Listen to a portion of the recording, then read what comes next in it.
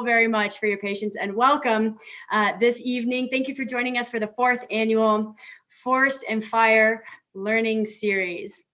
We really appreciate you being here and looking forward to the topics that we're going to be covering tonight.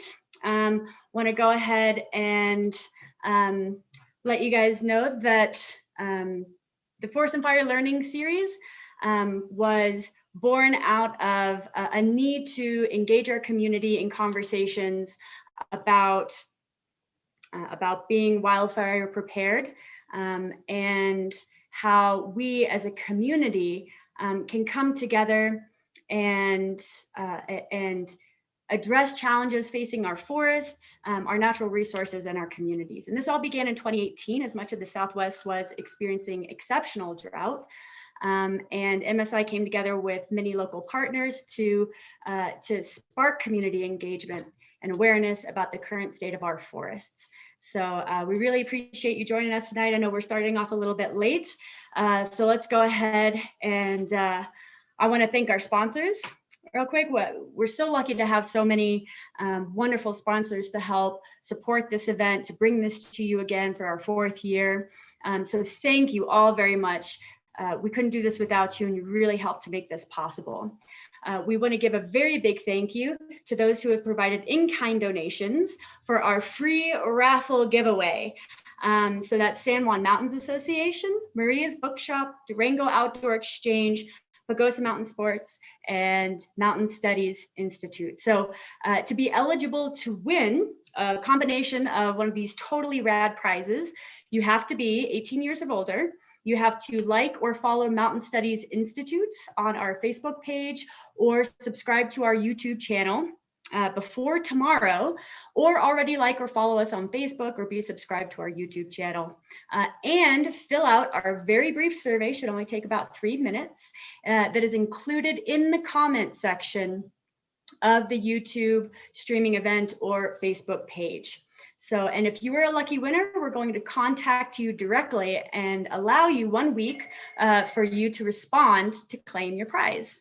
And whether or not you would like to be entered to win a combination of one of these totally awesome prizes, we ask that you do please take about 3 minutes to fill out the survey, as it helps us to gauge how we're doing and continue to offer important information on a myriad of topics related to wildfire for the learning series in the future. So, on to tonight's program. We're going to be learning about forest and fire management from Shawna Legarza and Allison Layman. And after this presentation, we're going to open it up for a Q&A session.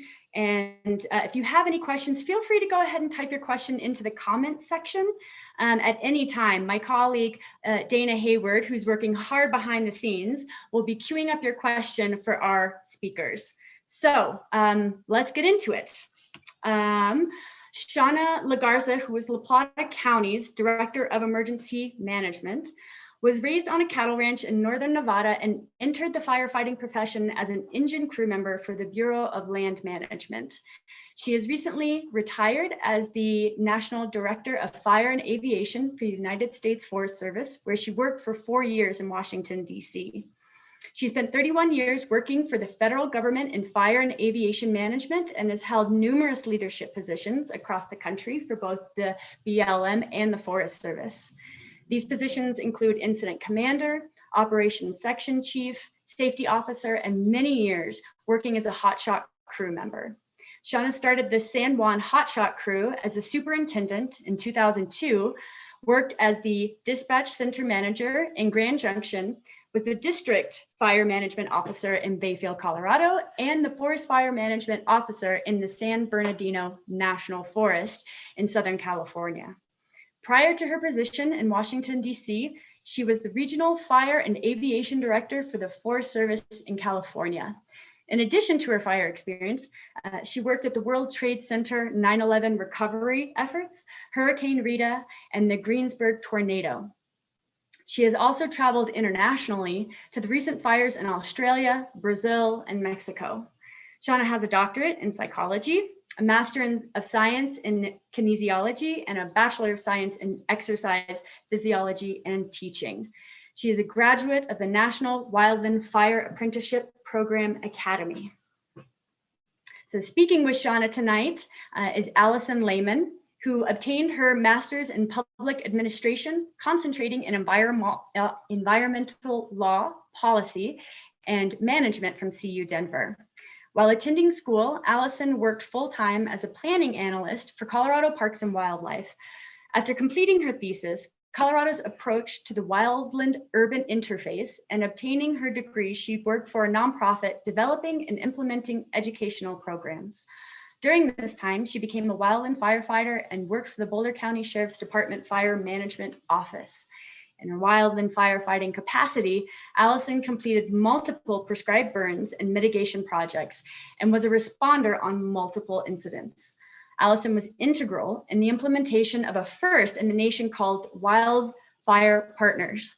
The program, piloted in 2014 in Boulder, Colorado, in Boulder County, was so successful at helping homeowners reduce their risk to wildfire that the Board of County Commissioners adopted Wildfire Partners standards into building and land use code.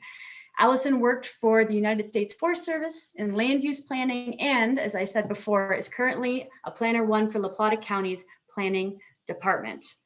Wow, what a wealth of experience and expertise. So with that, I'll go ahead and hand it off to Shawna and Allison. You bet. Thanks, Emily, and thanks, Dana, for that very nice introduction of Allison and I. And thanks to everybody at MSI for having us here today. So Allison and I put together a little PowerPoint that we're going to share with you and speak for maybe 35 minutes or so, and then really open it up for some questions. So Allison controls the PowerPoint for me, please. She's our planning section chief of the county. Yay. So we'll need to have Allison share the PowerPoint for me, and then I'll get started. I can't hear you, Allison, if you're talking.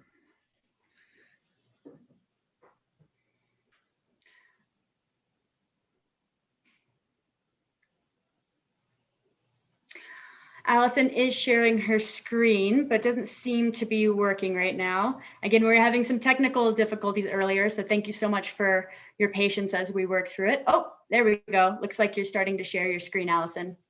Good to go.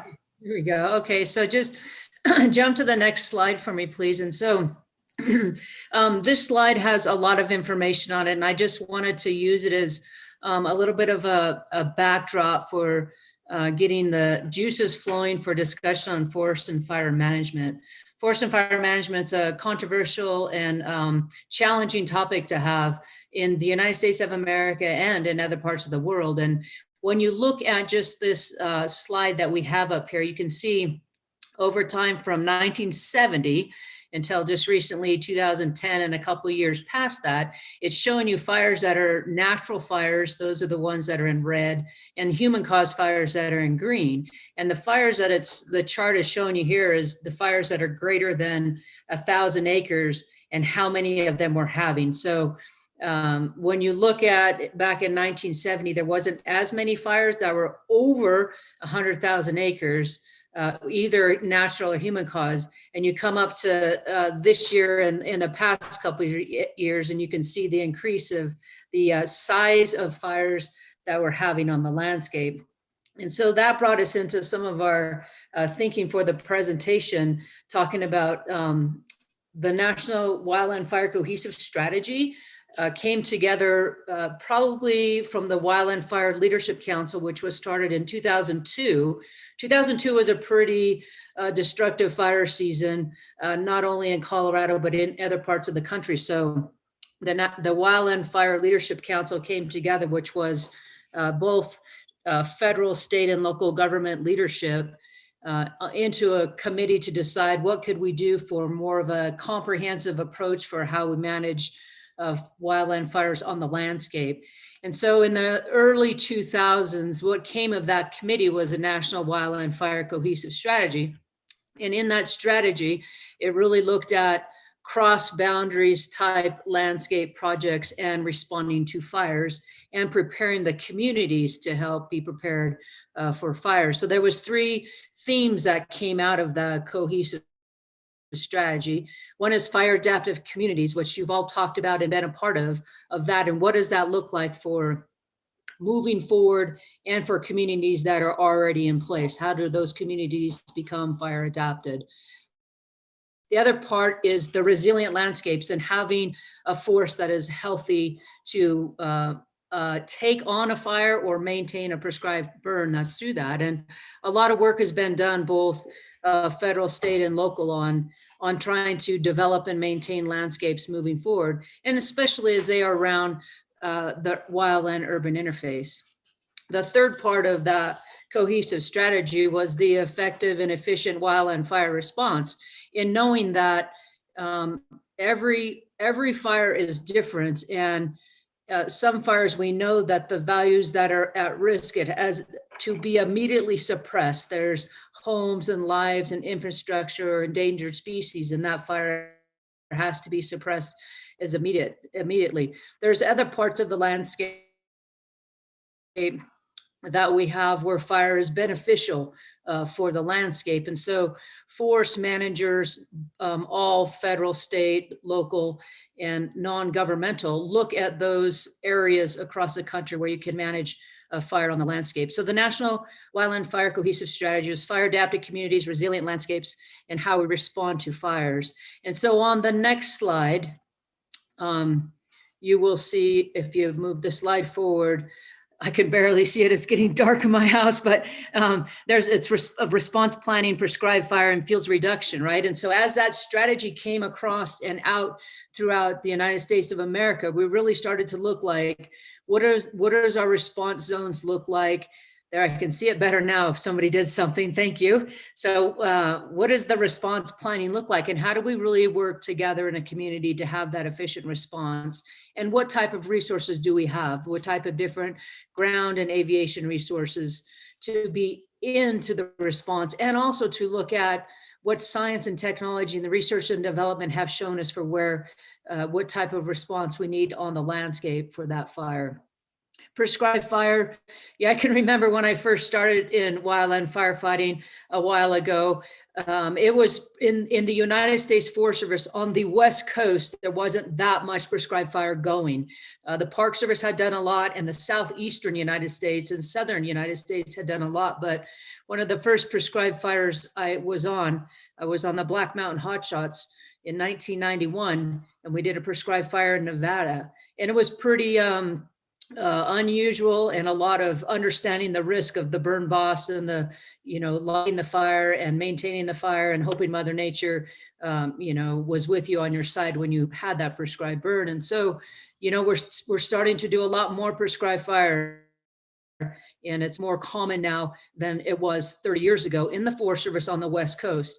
And it's tough on the West Coast because we have fuels, weather, and topography. We have lots of mountain ranges and topography and different weather that affects how we light that prescribed fire. But I know from my past job and the work of the different federal agencies and state agencies that we're really advocating for more prescribed fire to really reducing that fuel load that is on the landscape, so that when the fire does come through, it knocks down those flames so we can get in there and manage it.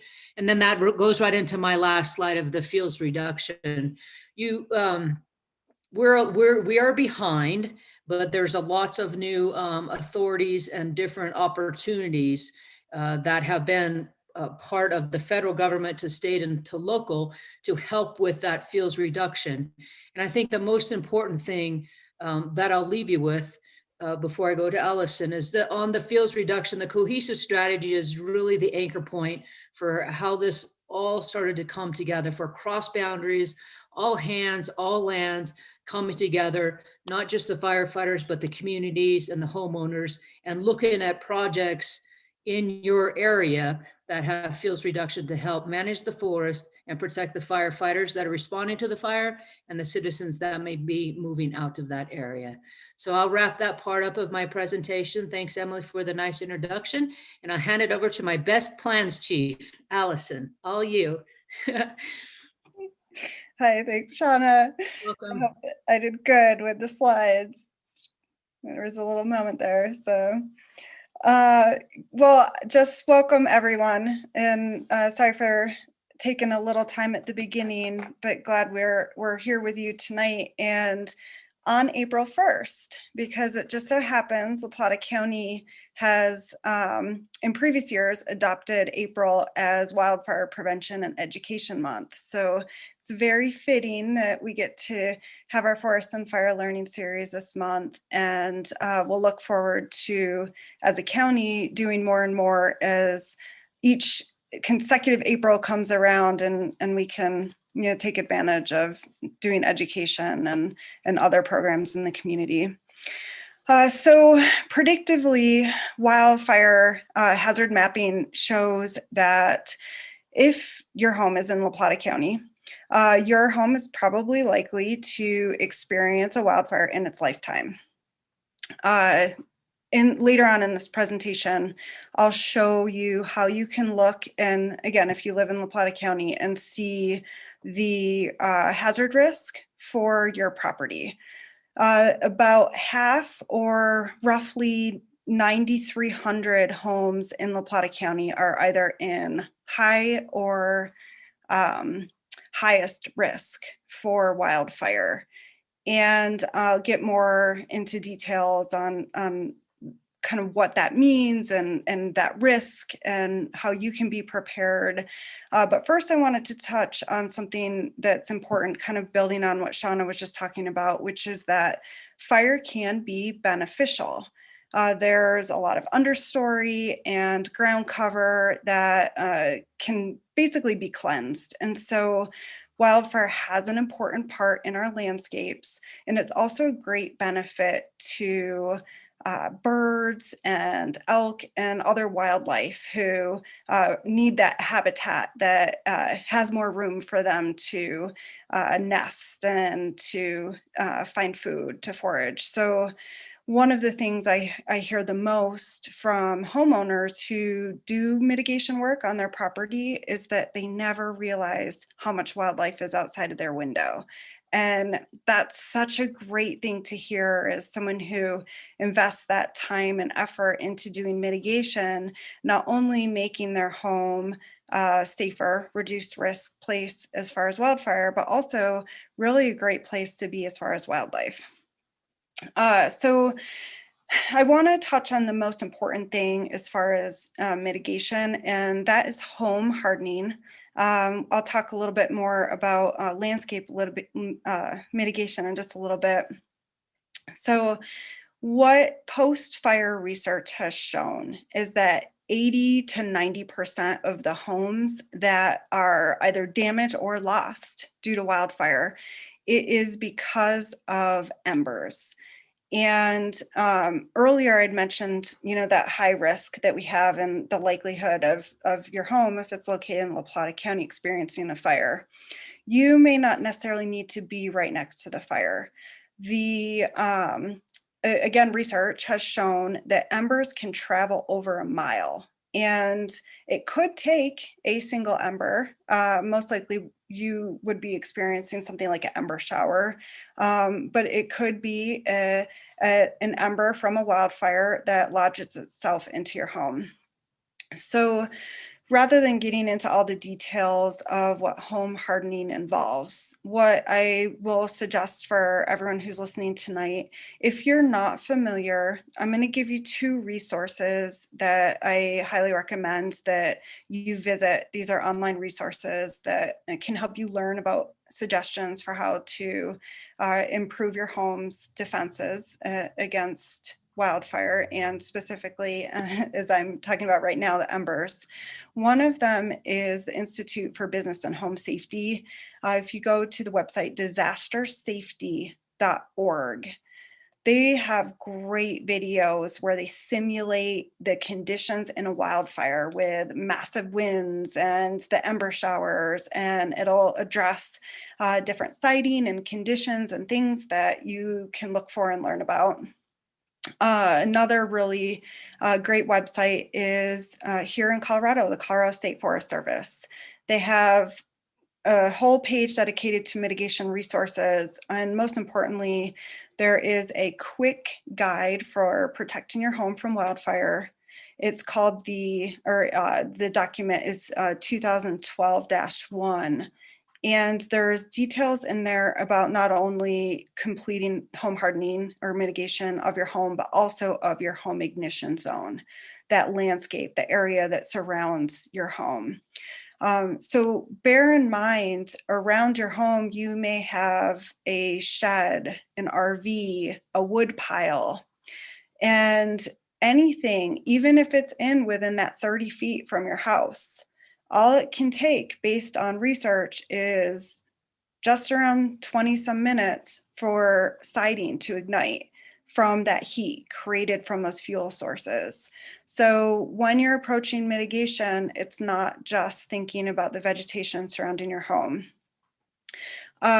If you reach Wildfire Adapted Partnership for a home assessment, or you called your fire protection district and you had a question about mitigation, they would be referencing the standards from the Colorado State Forest Service's quick guide, the Protecting Your Home, that I just referenced. So that's another reason that I cite that resource. I just think it's really important that everyone understands kind of those same set of standards. And as far as defensible space, starting with your home and then moving out. So looking at the vegetation and what is around your home is an important part of creating that defensible space.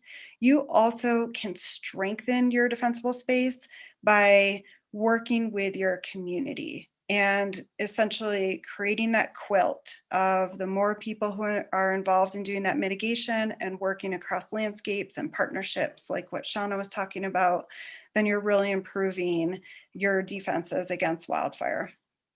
So that's a quick look at kind of those concepts that I hope you can research more into. Feel free to ask us questions at the end. Reach out to your local resources for assessments or opportunities like that. In this world of preparing, there's such a great degree of information that's out there, and we're not starting at this place where you can just put the first Lego down and then build out from there. We have neighborhoods that were built in the 70s that have very little mitigation, that lack the ingress and egress that are necessary, that we know today are so important. And so as a planner, it's very difficult to think, how can we best approach the situation of being prepared as a county? The major kind of steps, I'm going to talk about some things that are occurring presently in the county. One big thing that I can kind of take away from this great resource here from Economic Headwaters is subdivision standards are something that right now are part of the land use code in Plata County and are considerations that we take when a project is even proposed from the beginning, is looking to see, well, is this feasible? Because there's actually not a way to create an egress. So all these things are now slowly really becoming part of our processes and will allow for hopefully smart development and better wildfire preparedness for our county going forward. So here's the exciting time that I get to tell you what La Plata County has been working on over the last year and going forward. So if you were part of the wildfire or part of the Forest and Fire Learning Series last year, I talked about the Community Planning Assistance for Wildfire program. And what that was a grant that La Plata County received, and starting in January through October of last year, there were meetings of stakeholders, and ultimately a report was presented to the Boulder County Commissioners in October of 2020. The stakeholder group was comprised of our fire protection districts, Mountain Studies Institute, the San Juan National Forest, Wildfire Adapted Partnership, City of Durango, a bunch of great partners were at the table. And all of this led to 3 recommendations that were in the CPAW report. One recommendation was to adopt the maps created through the CPAW grant program Another recommendation was to adopt a board who could report to the Board of County Commissioners and who would focus on wildfire issues for the county. And then the third recommendation was to adopt amendments of the International Wildland Urban Interface Code into La Plata County's codes.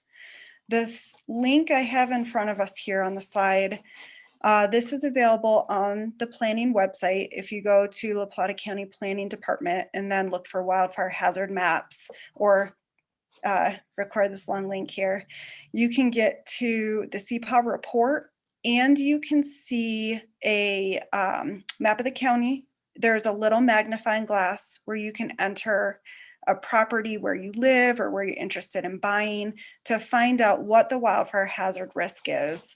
This map here in the corner is a just snapshot of what the county looks like as far as the wildfire hazard risk. So it's pretty startling if you see all the red. That's our high risk, but it's just an important place to start to get an idea of the vegetation or fuel type and what type of mitigation would be involved if you are interested in living there or completing wildfire mitigation work. Next, very exciting, is that at the beginning of March, the Board of County Commissioners adopted a resolution creating a wildfire advisory board. So this is your opportunity if you live in La Plata County, if you have experience in, there's a large gamut. We're interested in people who have experience in land management, wildfire, building, if you have experience in any broad range of categories and could contribute to this wildfire advisory board.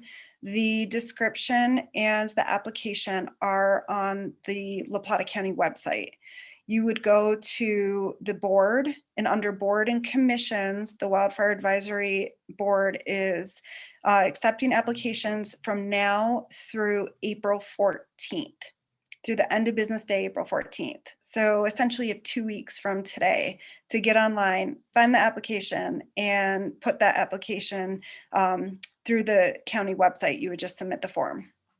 So that's great news. Kind of two of the items on that list from CPAW, we're already checking off. We're already making great progress, and we're looking for you to help us continue that great progress. So please consider sending in your application. And thanks for your time. We're gonna take your questions now.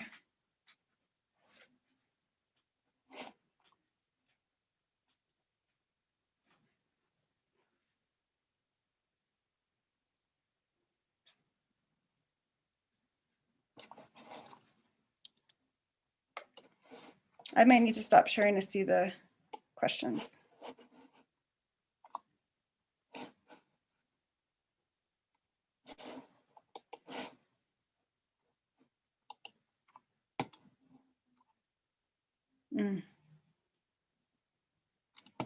No, we have our question, can evacuation routes be seen from the CPAW report and wildfire hazard map? That is not something that's part of the report. Great suggestion as far as maps that the county can create. We don't have that at present.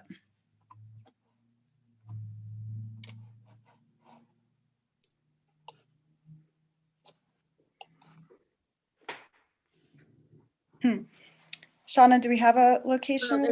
Yeah, there should be some local. I know some of the local communities have their CWPPs and some of their different fire plans in their communities, and they should have local evacuation routes for that. But those are some of the things that we've really got to focus on in our community. In our community, there's some places that are one way in, one way out, and that can be really challenging for both the responders and the public if they're having to leave. So I would say check with your local community if they have a CWPP or anything established with their community. And then if not, reach out to us and we'll see how we can help you.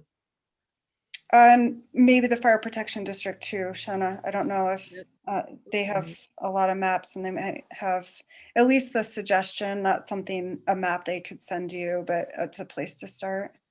Right, and another thing too is also being able to go into the Durango Fire Protection District website, and if you want to get an assessment on your home, you can go to their website, and you the homeowner can put a ticket in for them to come out and do a free assessment of things they should be looking at in and around your home. So I think that's something just to advocate for a little bit more during the month of May for prevention, and even in April and in May for prevention and wildfire awareness. So, Mhm.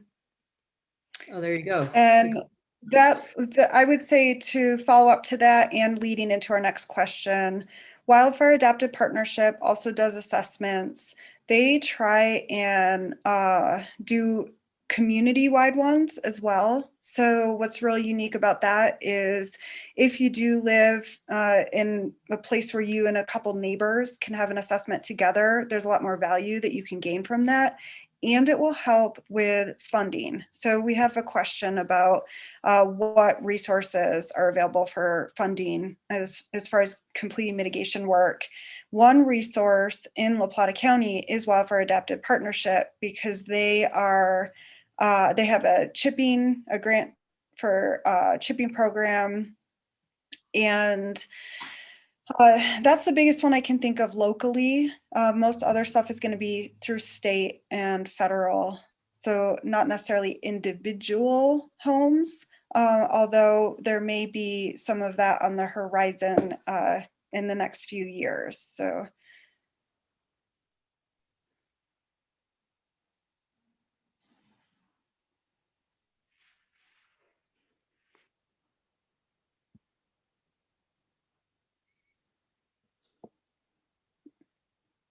Mm-hmm. Yeah, I don't know if I was saying the name right, so I apologize, but Wildfire Adaptive Partnership, their website does have information so that online you can sign up for the assessment. You can also sign up for the grant program. And at least as far as the chipper program, that's really something that they want to encourage a neighborhood, a group of people who would all be completing the work over, say, one weekend and bringing their material to chip together. I can get this one. Some of the biggest mitigation challenges you see at the local level. We have a lot of, just off the top of my head, that first part of the question, we have a lot of topography and terrain that's very steep here. And so that's sometimes challenging to do the mitigation on that. And are they some of the same? It is. So for Shawna, it says the question is for Shawna. So yeah, it's been challenging in different parts of the country where I've worked with topography for mitigation to get in there and try to do something. And it can be costly too, right? So there's definitely those challenges I see at the local level. I saw them in different places. When I worked in California, we would have conversations about doing different types of mitigation on steep terrains, and even how you do the prescribed burning on the steep terrains, and how do you control that so you don't have the erosion and different things of that. But I think the first step is, looking at those areas that we want to do some mitigation on, partnering with the folks that are next to us, adjoining jurisdictions and agencies, and identifying what is the best type of mitigation to do onto that landscape. And there's lots of challenges also in that, like Allison had mentioned, some subdivisions had been built before we had a lot of discussion about this. That's kind of like back on that chart I showed you all into the 1970s or so, that subdivisions were built, and we didn't think about all the fuels, weather, and topography then, and with fire coming into the landscape. And some of the biggest things that I've seen in just the past couple of years is, as we've seen on the news all around the country, that there's fires happening in different parts of the country where we didn't know or think that they would be that bad in the past.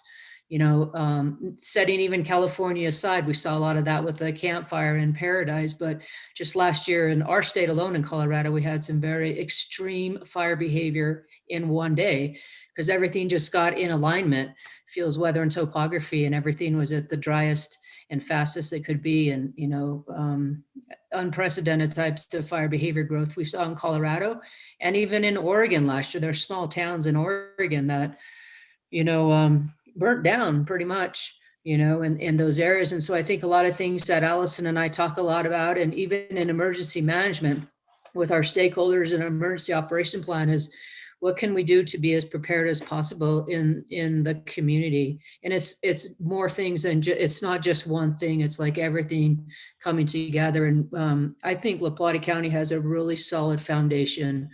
We've done a lot of work here since the Missionary Ridge fire. I was on that fire. Remember that fire? We did a lot of work from that fire, and the things that we've seen from the 416, the Lightner Creek fire, and different work in the community. But I think we have a long ways to go.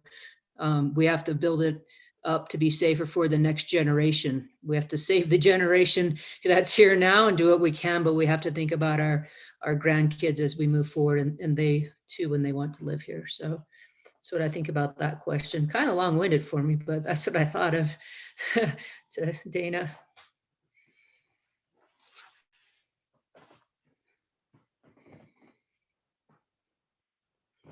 It's getting hard for me to see. What role does education play in helping our communities for fire adapted? Allison, you want to take this one, or you want me to take that one? Yeah, I think we could probably both answer. Mm-hmm. It's really a part of the work that we both focus on, and we know in this community how important it is. So yeah, I would say education is key. Yeah, we're doing a lot of different things. I think we're having just next week, we're having a wildfire evacuation simulation in La Plata County, where a community is actually going to get an IPAWS code red warning, and they're going to have to evacuate to a safe location, standing up the EOC and using our different emergency operations center, that's the EOC, and then activating different emergency support functions to just be prepared in our county, dusting the dust off the covers and just being prepared on that. But it's even, like I'm doing a presentation to the elementary school kids, right? We got to start young. We got to talk to them about different things and show them different slides so they understand that coming up about fire, beneficial fire, and immediate suppression of fire. And this prevention, mitigation, education, it's hard to get the word out to the American citizens and people to understand the challenges. Like I said in the beginning, forest and fire management is very challenging and complex. Fire management is very complex, and it's different in all parts of the country. And so the more that we can do to advocate about forest and fire management to all generations, the better off we will be for protecting landscapes for the future. Mm-hmm. Yeah, one thing that was really valuable from these maps that we now have is knowing where our areas of high and highest risk are. And so, we all love living in La Plata County.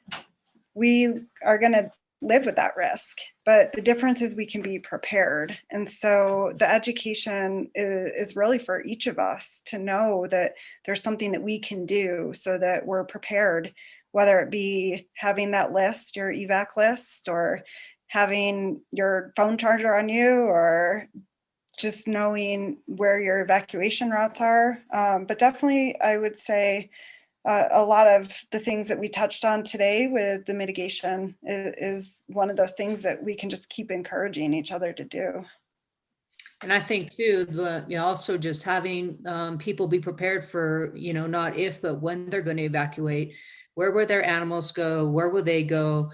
Do they have their medications and prescription? What does that look like? Their go bag, and so always listening to the officials for when you need to evacuate to go for your own safety and being prepared for that. Most of us, I found in my travels talking about this in the country, that most people think it's never going to happen to me. I don't need to have my get ready go kit, and so I used to try to always ask people when we talk about it, like, do you have your stuff ready to go? Where will your dogs, cats, horses go? What are your plans for that? So I think that's all part of the education too. Yeah. I'm going to lead this question. This next question we have is, how do you collaborate and coordinate with other land managers? And the stakeholder group that we organized through CPAW really started that conversation. But now we have the Wildfire Advisory Board, and there's 4 positions as part of that board for ex officio members. So the BLM, the San Juan National Forest, sorry, I'm trying to think off the top of my head. The fire protection districts, there's a bunch of other organizations who are all going to be part of that. And so there's a lot of strength to that, because finally we have this solid group who is monthly going to sit down to meet and discuss and strategize. Right. Communicate, collaborate, coordinate. Communicate, collaborate, coordinate. The 3 C's, right? And so it's just a start now. Like, we have more to do in La Plata County, as does every county, right? Across America has that. But the starting point with the Wildfire Advisory Board has been going well. Allison's been leading the charge on that, Allison, and doing a good job. And then that leads us into the question, how do you coordinate with the other land managers? There's that group too, but then there's already some of the established groups that are in the area. And so prioritizing, where we want to invest, where we want to do the work in the communities, and bringing people together on those decisions, I think is really important. And that goes into the next questions. What are some different models or methods for sharing risk in our communities? I think that I like the, shared risk. That is exactly what it is. And it's not, fire knows no boundaries, right? And so we have to continue to be cross boundary work, all hands, all lands in it together. And not everybody will buy into some of that. I've seen plenty of examples in my travels where have one area of a neighborhood where it's, it has some thinning done and it has some defensible space and home hardening. And then, just down the road, maybe a quarter mile, half mile, somebody doesn't believe in that and hasn't done that. And so it's still bringing all those people in together and talking about something that maybe not everybody could agree on, but sharing the what ifs or what could happen, bringing in the science and the data behind that to show some different examples of the work that you can do to have more, things more fire adapted in your community. Yeah, the best examples in La Plata County are HOAs. There are some extremely active HOAs here who have written their own CWPPs. They do their own evacuation drills and support each other in mitigation work. So that sense of community and the lessons learned from that have proven themselves. What we need to continue is just, I think, focusing on how much they've accomplished and using that to kind of spread out that quilt effect that I referred to earlier, so that you see more and more neighborhoods getting involved, and the people who aren't part of an HOA, they know that there's that support system and that there are methods that are being used in the county that are successful.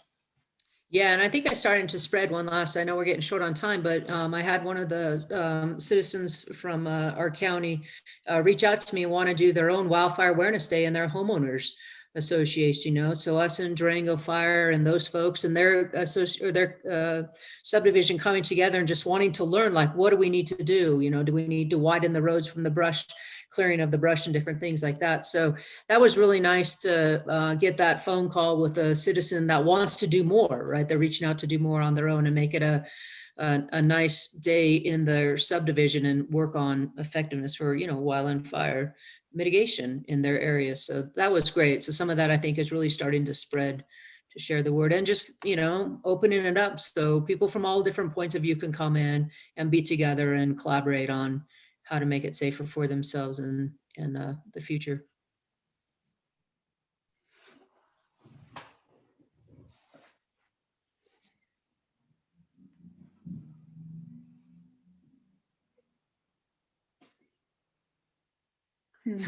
How much, the next question we have, how much time do you think it should take to evacuate a property with a get ready, go kit ready? So it depends on your property. I have a house here, it has a circle driveway. I mean, I would get in my car, grab the kit and go, right? You might have a longer driveway. So you should try that out with a simulation or an exercise, either you on your own or with your community. And that's one of the reasons I'm so excited that we're doing the wildfire evacuation simulation with the fire protection districts, with the La Plata County fire chiefs, is that will give people some time to do they have everything they need, and where they have to go, how long does it take them to get there? Every situation is different. Sometimes there's locations where people haven't been able to get out of the front of the flaming front to get there. Maybe they didn't get the notifications that it was going to be evacuated. So all that comes into community together to make sure we have the right alert and warning system to let people know that they're going to be evacuated. But my best answer to that question would be practice yourself. It's up to you. Get your kit ready. What do you need? And give it a go to where you think you need to be if a fire came into your area. Yep, absolutely. I'll second that. Practice, practice. Just know if Yeah. you've Right. done it, then it's easier to not overreact, but just do what you've trained yourself to do. And particularly if you have kids, if you have pets, if you are in a household with someone who's disabled, it's really important that everyone has their own responsibility and they focus on that. Absolutely. Awesome. All right. That was really great. Thank you so much, Shawna and Allison, for sharing with all of us the amazing work that you do and that you continue to do, along with all the bountiful amount of resources that you shared with our community. Thank you. And thank you also for all of those great questions. Thanks for reaching out and putting your questions in the chat. We really appreciate it. Some really great topics there. So this is the part where we start to wrap up and say thank you for joining us this evening. But before you leave, please don't forget to take about 2 or 3 minutes to fill out our survey, especially if you would like a chance to win let's see, let's get my screen back up here. Here we go. All right, if you would like a chance to win a combination of one of these totally awesome prizes, please be sure to fill out our survey. And again, we want to say thank you so much to our sponsors. Really, we couldn't do this without you, and you really make events like this possible to bring to our community. So thank you so very much. I also want to say thank you to my colleague Dana Hayward, who's been working behind the scenes to make for fielding questions and for helping to make this event a success. So thank you very much, Dana. My name is Emily Swindell.